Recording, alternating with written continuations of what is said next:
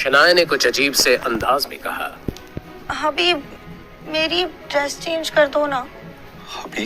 अपनी उखड़ी रहने वाली बीवी की कही ये बात सुनकर अहान की हैरानी का ठिकाना नहीं रहा। आप मुझे हबी कब से बुलाने लग गए? और आप चाहती हैं कि मैं आपकी ड्रेस चेंज करने में मदद करूं? ये कैसा सवाल है?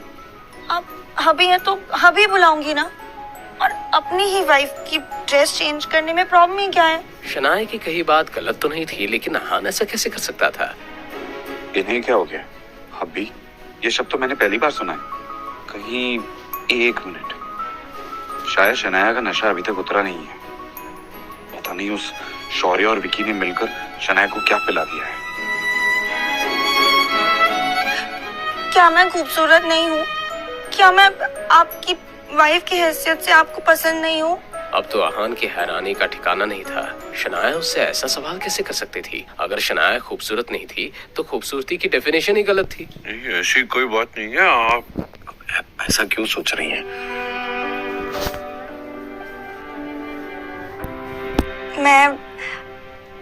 मैं आपको खुश करने के लिए सब कुछ करूंगी।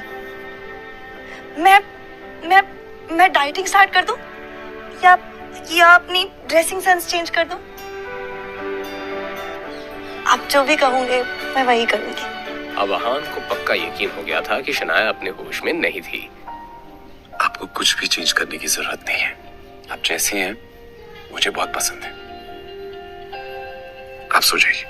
तेरे बिन कैसे मैं जीऊं, तुझसे कैसे ये कहूं, तेरी हर ख्वाहिश में मैं रहूं। हबीब, आप यही सो जाइए ना। मेरा हर वक्त तेरा, तुझसे कैसे मैं ये कहूं, दर्द ये दिल का कैसे मैं करूं बयां, तेरे बिन लागे ना कहीं मेरा जिया, जिया लागे ना लागे ना, लागे ना लागे ना, जिया लागे ना लागे ना, लागे ना लागे ना, जिया लागे ना लागे ना। अपने हबी से ऐसे एक्सप्रेशंस को देखकर शनाया खिलखिलाकर हंसने लगी। ऐसे ही हंसते मुस्कुराते हुए वो दोनों कब सो गए उन्हें पता नहीं चला। शनाया आज का दिन और अहान आज की रात कभी नहीं भूलने वाले थे।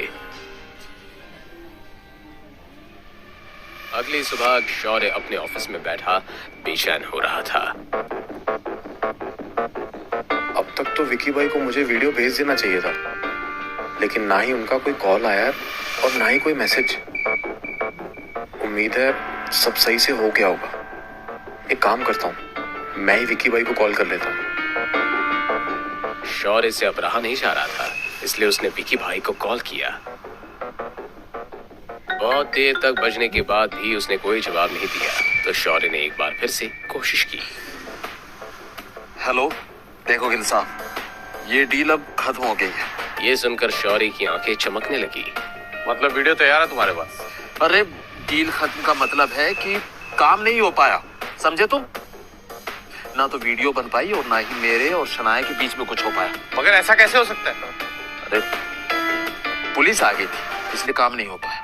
और हाँ, आज से हमारे और तुम्हारे बीच में ये डील खत्म। पर विकी भाई ने अपना फैसला सुना दिया और फोन रख दिया। शौर्य की हालत खराब हो रही थी। उसे इस बात का पूरा यकीन था कि शनाया कल जो कुछ भी हुआ उस पूरे मामले को इतनी आसानी से भूलने वाली नहीं थी।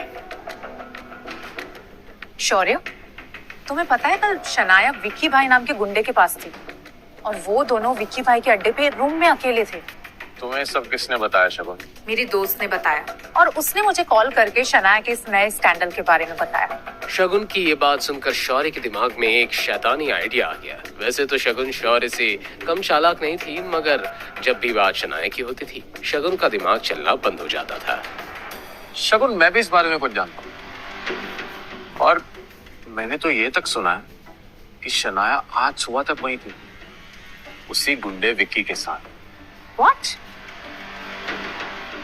ये शनाया इतनी गिरी हुई हरकत क्यों करने लग गई है? उसे हमारी फैमिली की प्रेस्टीज के बारे में कुछ अंदाजा है भी कि नहीं?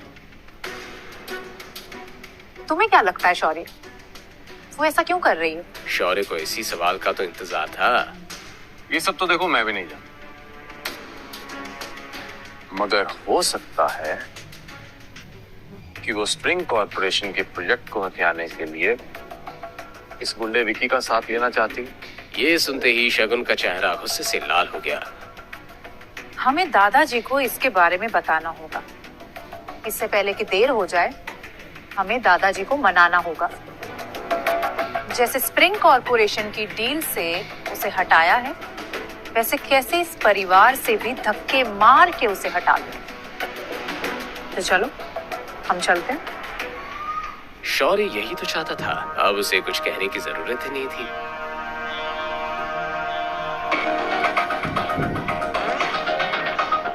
जब शौर्य और शगुन उनके दादाजी आनंद गिल के ऑफिस में पहुंचे, उन दोनों की आंखें खुली की खुली रह गई। शनाया और आहान पहले से ही आनंद गिल के सामने थे। शौर्य और शगुन की तरफ देखकर आनंद गिल उन्हें गुस्से से घूरने लगे। शौर्य समझ गया था कि शनाया ने उसकी शिकायत पहले ही कर दी थी। शगुन ने शनाया की तरफ देखकर गुस्से से कहा, शनाया, तुम्हारी हिम्मत कैसे हुई दादाजी के सामने खड़े रहने की? ये तुम क्या कह रही हो?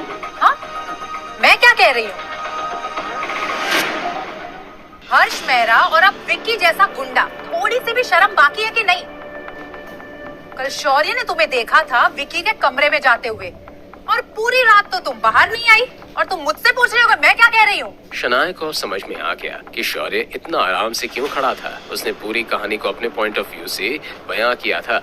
शौर्य, तुम इसमें क्या गलत कहा है मैंने? क्या तुम कल विक्की के प्राइवेट रूम में नहीं गई थी? तुम अच्छे से जानती हो शनाया कि तुमने क्या किया। शनाया, तुम सबको बेवकूफ बनाना बंद करो। हर्ष मेहरा तक ठीक था, लेकिन विक्की जैसा गुंडा? तुम ये भूल कैसे सकती हो कि तुम अपने साथ गिल फैमिली का नाम लेके चलती हो? एटलीस्ट उसका तो लिहाज करती। हर दूसरे आदमी के साथ तुम अपना मुंह काला करने के अपने जबान को लगाम। जिस गुस्से और ऑर्डर के साथ आहान ने अपनी बात कही थी, शगुन का मुंह बंद हो गया था। पहले तो शगुन डर गई थी, मगर फिर उसने अपने दादाजी की तरफ देखकर कहा, देखा दादाजी, इस निकम में घर जमाई की हिम्मत कितनी बढ़ रही है।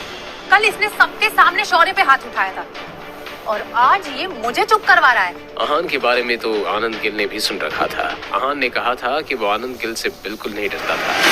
बस बहुत हो गया। आहान के बारे में तो हम बाद में बात करेंगे।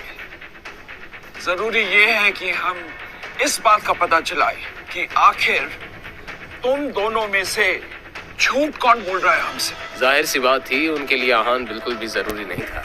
अपने दादाजी की इस बात को सुनकर शौर्य और शगुन नॉर्मल थे, मगर शनाया, उसके चेहरे का रंग पीला पड़ गया था।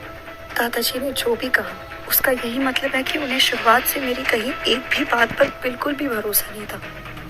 इस बात से शनाया कितनी अपसेट हो गई थी, इस बात का अंदाजा लगाना आहान के लिए कोई मुश्किल बात नहीं थी। शनाया, क्या तुम्हारे पास कोई ऐसा सबूत है जो ये साबित कर सके कि शौर्य विकी नाम के गुंडे के पास जाने के लिए मजबूर किया?